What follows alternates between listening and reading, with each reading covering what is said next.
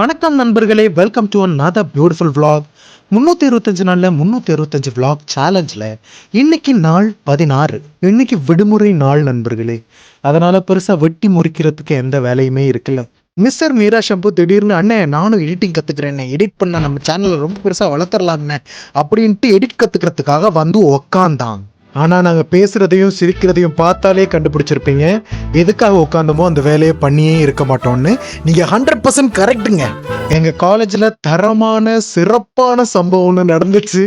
அந்த சம்பவத்தை பற்றி தான் டீட்டெயில் டிஸ்கஷன் பண்ணிக்கிட்டு இருக்கோம். என்ன புறவிடாவோ, என்ன புறவிடா.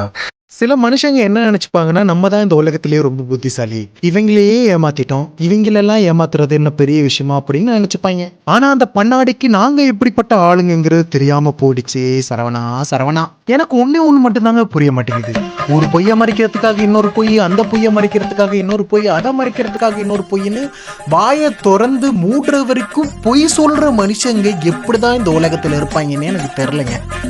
என்ன எடுத்துட்டு போகணும் ராஜா? இது வாங்க போறது ஒரே ஒரு சோன் பப்படி ஷாப்பிங் கார்டு எடுத்துட்டு போலாமாங்கிறான். இவன் சொன்ன கதையெல்லாம் கேட்டு இருந்து கொச்ச நஞ்ச எனர்ஜியும் சொட்டுன்னு இறங்கி போச்சு. சரி ஷாப்பிங் பண்ணலான்னு வந்தா அங்க ஒரு குழந்தைய பார்த்துட்டு அந்த குழந்தைய முறைச்சு பார்த்தே ஆவேன்னு முன்னாடியும் பின்னாடியும் கிரீப் மாதிரி சுத்திக்கிட்டு இருந்தான். அவங்க அப்பா முறைச்சு பார்த்தாருன்னு இந்த பக்கம் ஓடி வந்துட்டான் திருட்டு பையன். இந்த காணொலி மூலமா மக்களுக்கு அறிய தருவது என்னன்னா,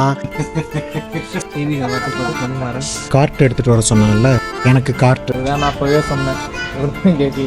மிஸ்டர் மீரா ஷாம்பு எங்க பார்த்தாலும் குழந்தைங்க இருந்துச்சுன்னா பக்கத்துல விட்டுறாதீங்க.